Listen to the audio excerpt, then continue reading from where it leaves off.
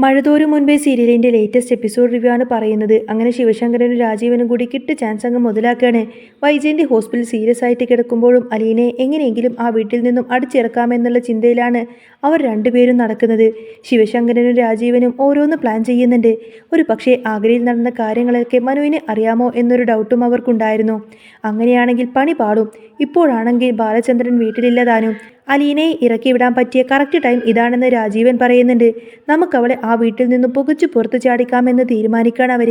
പക്ഷേ ഈ സമയത്ത് നമ്മൾ അങ്ങോട്ടേക്ക് ചെല്ലുന്നത് അത്ര പന്തിയല്ലല്ലോ എന്ന് ശിവശങ്കരൻ ചോദിക്കുമ്പോൾ, നമ്മൾ എന്തിനാ പോകുന്നത്? അവിടെ രോഹിത്തും ബബിതയും ഉണ്ടല്ലോ. പോരാത്തതിന് കൊല്ലപ്പള്ളി വീട്ടിലെ കമലയും ഹരിയുമൊക്കെ അവിടെ ഉണ്ടാവുമല്ലോ. പിന്നെന്താ പ്രശ്നം എന്ന് രാജീവൻ ചോദിച്ചു. ഹരിശങ്കറും കമലയും കൂടി അങ്ങ് പോയാൽ മതി. ഞാൻ ഇപ്പോൾ തന്നെ കമലയെ വിളിച്ച് പറയാമെന്നും പറഞ്ഞ് ശിവശങ്കരൻ ഫോൺ എടുത്തു. ഫോൺ വിളിച്ച ഉടനെ തന്നെ ശിവശങ്കരൻ കമലയോട് പറയുന്നുണ്ട്, എടി കമലെ, നമുക്ക് ദൈവം തന്ന ഒരു അവസരമാണിത്. ഇത് നമ്മൾ കറക്റ്റായിട്ട് തന്നെ ഉപയോഗിക്കണം. കമല ചോദിച്ചു, എന്താ ശിവേട്ട, എന്താ നമ്മൾ ചെയ്യേണ്ടത്? എന്താണെന്നോ? നീ ഇപ്പോൾ തന്നെ അവിടെ ചെല്ല്. എന്നിട്ട് ആ അലീനെ കഴുത്തിന് പിടിച്ചങ്ങ് വെളിയിലിറക്കണം. അവളുടെ പെട്ടിയും വെട്ടിയുമൊക്കെ എടുത്ത് പുറത്തേക്ക് എറിയണം. അവൾ എങ്ങോട്ടേക്കെന്ന് വെച്ചാൽ പോയിക്കോട്ടെ. ബാലചന്ദ്രൻ ഇപ്പോൾ ഏതായാലും ഹോസ്പിറ്റലിൽ നിന്നും തിരികെ അങ്ങോട്ടേക്ക് വരാനൊന്നും പോകുന്നില്ല. അതുകൊണ്ട് ധൈര്യമായിട്ട് അങ്ങോട്ടേക്ക് ചെന്നോ. അന്നേരം കമല ചോദിക്കുന്നുണ്ട്, അല്ല ശിവേട്ട, അവിടെ കൃഷ്ണയില്ലേ? അവളെ എന്തെങ്കിലുമൊക്കെ പറഞ്ഞിട്ട് അങ്ങോട്ടേക്ക് നീ ഒതുക്കി നിർത്തിയാൽ മതി. നീ ഹരിയും കൂട്ടിയിട്ട് ഇപ്പം തന്നെ അങ്ങോട്ടേക്ക് വിട്ടോ. വൈജയന്തിക്ക് ഇങ്ങനൊരു ആക്സിഡൻറ്റ് ഉണ്ടാവാൻ കാരണക്കാരി അവളല്ലേ. അതുകൊണ്ട് ഇനി അവളെ അവിടെ ഇങ്ങനെ വാഴിക്കാതിരിക്കുന്നതാ നല്ലത് എന്ന് ശിവശങ്കരൻ തീർത്തും പറഞ്ഞു.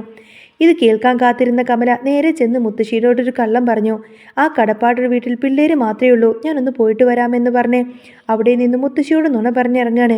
അങ്ങനെ അലീനെ ഇറക്കി വിടാനായിരിക്കും കമല പോകുന്നത്.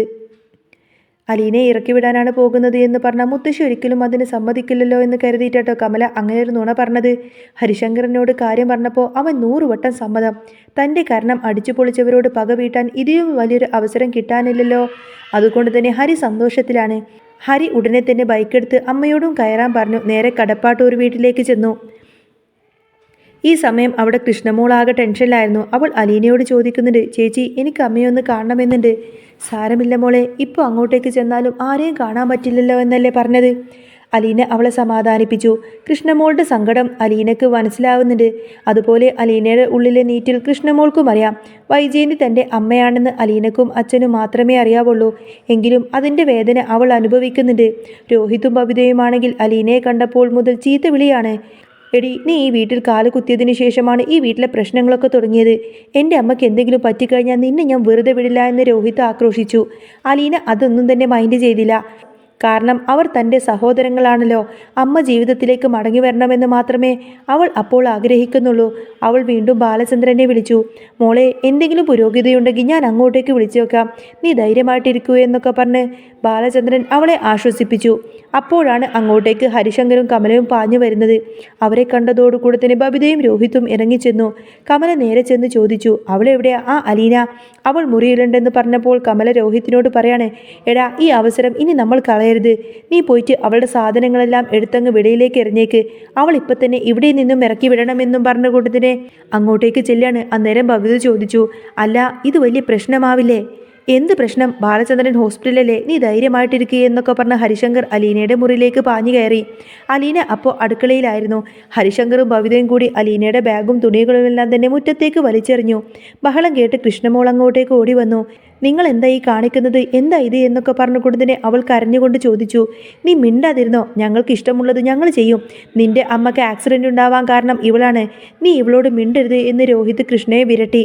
ഇങ്ങനെയൊന്നും ചെയ്യാൻ പാടില്ല എന്ന് കൃഷ്ണമോള് കരഞ്ഞുകൊണ്ട് പറയുമ്പോൾ, നീ കൂടുതൽ കളിച്ചു കഴിഞ്ഞാൽ പിന്നെ ഞാൻ എന്താ ചെയ്യാന്ന് എനിക്ക് പോലും അറിയില്ല എന്നൊക്കെ പറഞ്ഞുകൊണ്ട് തന്നെ രോഹിത് അവളെ ഭീഷണിപ്പെടുത്തി. കമല നേരെ അടുക്കളയിലേക്ക് ചെന്ന് അലീനയോട് ഇറങ്ങിപ്പോവാൻ പറഞ്ഞു. എങ്ങോട്ടേക്ക് പോകണമെന്ന് അലീന ചോദിച്ചപ്പോൾ, അത് എങ്ങോട്ടേക്കായാലും എനിക്ക് പ്രശ്നമില്ല. ഇപ്പം തന്നെ നീ ഈ വീട് വിട്ട് ഇറങ്ങണമെന്ന് കമലമ്മ ആക്രോശിക്കാണ്. എന്നാൽ പറ്റില്ല എന്ന് അലീന തീർത്തും പറഞ്ഞു. തനിക്ക് ഇത്രയ്ക്ക് അഹങ്കാരമോ എന്ന് കമല ചോദിക്കുമ്പോൾ, എന്നെ ഇവിടെ കൊണ്ടുവന്നത് അച്ഛനാണ്. അച്ഛൻ പറയാതെ ഞാൻ എങ്ങോട്ടേക്കും പോകില്ല എന്ന് പറയാണ് അലീന. അവിഹിത സന്തതിയായ നീ വന്നതിന് ശേഷമാണ് വൈജയന്തിക്ക് ആപത്തുണ്ടായത് എന്നും നിന്നെ ഇങ്ങനെ വിടില്ലെന്നും കമലമ്മ ചീറി പറഞ്ഞു. കൃഷ്ണമോള് ഇടയിൽ കയറി അലീന ചേച്ചിയെ ആരും കൊണ്ടുപോകില്ലെന്ന് പറഞ്ഞ് തടഞ്ഞു നിന്നു. കമലമ്മക്ക് ദേഷ്യം കൂടി.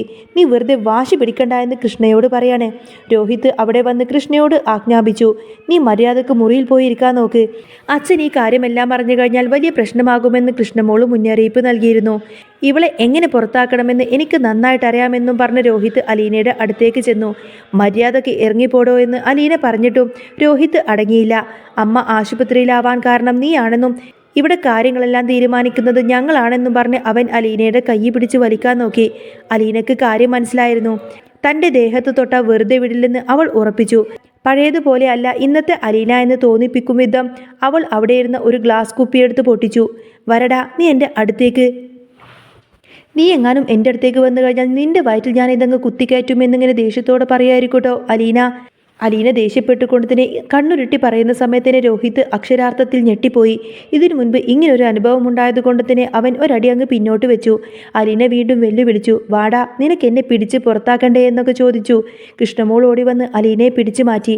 കമലയും ഹരിയുമൊക്കെ ആകെ അന്തം വിട്ട് നിൽക്കുകയാണ്. അലീനയെ അത്ര പെട്ടെന്ന് അവിടെ നിന്നും ഇറക്കി വിടാൻ കഴിയില്ലെന്ന് അവർക്കെല്ലാവർക്കും മനസ്സിലായി. എൻ്റെ അടുത്തേക്ക് വരാൻ നോക്കിയാൽ പിന്നെ എന്താ സംഭവിക്കാമെന്ന് നിങ്ങൾക്കാർക്കും ആലോചിക്കാൻ പോലും പറ്റില്ലെന്ന് പറഞ്ഞ് അലീന അവർക്കെല്ലാം ഒരു താക്കീത് നൽകി. അതോടുകൂടെ തന്നെ വന്നവരെല്ലാം തന്നെ പത്തി മടക്കി. പിന്നീട് കൃഷ്ണമോള് ബാലചന്ദ്രനെ വിളിച്ച് കരഞ്ഞുകൊണ്ട് തന്നെ വിവരങ്ങളെല്ലാം പറഞ്ഞു. ബാലചന്ദ്രൻ പറയുന്നത്, മോള് വിഷമിക്കേണ്ട, ഞാൻ മനുവിനെ അങ്ങോട്ടേക്ക് വിടാമെന്ന് അദ്ദേഹം പറഞ്ഞു. മനുവിനോട് കാര്യം പറഞ്ഞപ്പോൾ മനു പറഞ്ഞു, അങ്കിൾ ഇവിടെ ഇരുന്നോ, ഞാൻ പോയി അലീനയെ കൂട്ടിക്കൊണ്ടുവരാമെന്നും പറഞ്ഞ് മനു നേരെ അലീനയെ രക്ഷിക്കാൻ വേണ്ടിയിട്ട് അങ്ങോട്ടേക്ക് വരികയാണ്.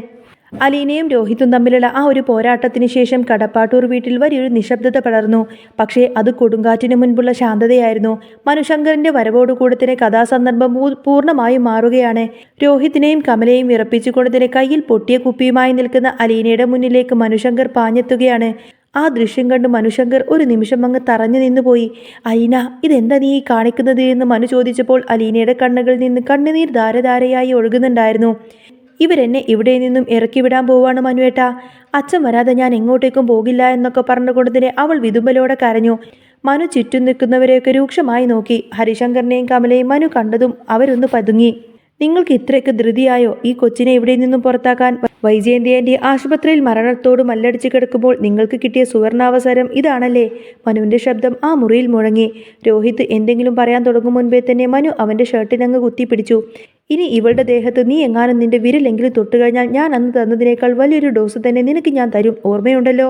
മനുവിൻ്റെ ആ വിരട്ടലിൽ രോഹിത് നിശബ്ദനായി. പിന്നീട് മനു അലീനയുടെ അരികിലേക്ക് ചെന്നുകൊണ്ട് തന്നെ അവളുടെ കയ്യിലെ കുപ്പി മാറ്റിക്കൊടുത്തു. അലീന, നീ ഇപ്പോൾ ധൈര്യമായിട്ടിരിക്ക്. നിന്നെ കൊണ്ടുപോകാനല്ല, നിന്നെ കൂട്ടാനായിട്ടാണ് ഞാൻ വന്നത്. ഇത് കേട്ടപ്പോൾ തന്നെ കമല ഇടപെട്ടു. അതെങ്ങനെ മനു? അവിഹിത ബന്ധത്തിലുണ്ടായ ഒരാൾ ഈ തറവാട്ടിലിരിക്കുന്നത് ലക്ഷണമല്ലല്ലോ. ഉടനെ തന്നെ മനു അവരെ തിരുത്തി. അവിഹിതമെന്നൊന്നും ഒരിക്കലും വിളിക്കരുതമ്മേ. ഇതിൻ്റെ സത്യം പുറത്തു വരുമ്പോൾ നിങ്ങളെല്ലാവരും അവളുടെ കാല് പിടിക്കേണ്ട ഒരവസ്ഥ വരും. അതുകൊണ്ട് ഇപ്പം നിങ്ങളെല്ലാവരും വായടച്ചിരിക്കുന്നതാണ് നല്ലത് എന്ന് പറയാണ് മനു.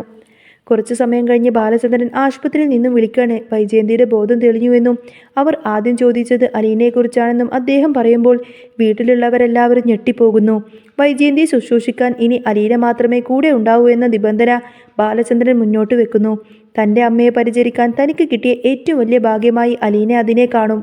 പിന്നീട് അങ്ങനെ ഹോസ്പിറ്റലിലെ ആ മുറിയിൽ തന്നെ ഇത്ര കാലം വെറുത്ത അമ്മയുടെ കട്ടിലരികിൽ തന്നെ ഇരിക്കുകയായിരുന്നു അലീന. വൈജയന്തി എന്തോ മനസ്സിൽ കണക്ക് കൂട്ടിക്കൊണ്ട് തന്നെയായിരിക്കും അലീനയെ അങ്ങോട്ടേക്ക് വിളിപ്പിച്ചിരിക്കുന്നത്. എല്ലാവരെയും ഞെട്ടിച്ചുകൊണ്ട് തന്നെ വൈജയന്തി എന്തിനായിരിക്കും അലീനയെ വിളിപ്പിച്ചത് എന്നുള്ള കാര്യമൊക്കെ നമുക്ക് കാത്തിരുന്ന് കാണാട്ടോ. അപ്പോൾ നിങ്ങൾക്ക് ഈ ഒരു ചാനൽ ഇഷ്ടമാവുകയാണെങ്കിൽ സബ്സ്ക്രൈബ് ചെയ്യാനും സപ്പോർട്ട് ചെയ്യാനും മറക്കല്ലേ. നെക്സ്റ്റ് വീഡിയോ ആയിട്ട് ഉടനെ വരാം. ബൈ.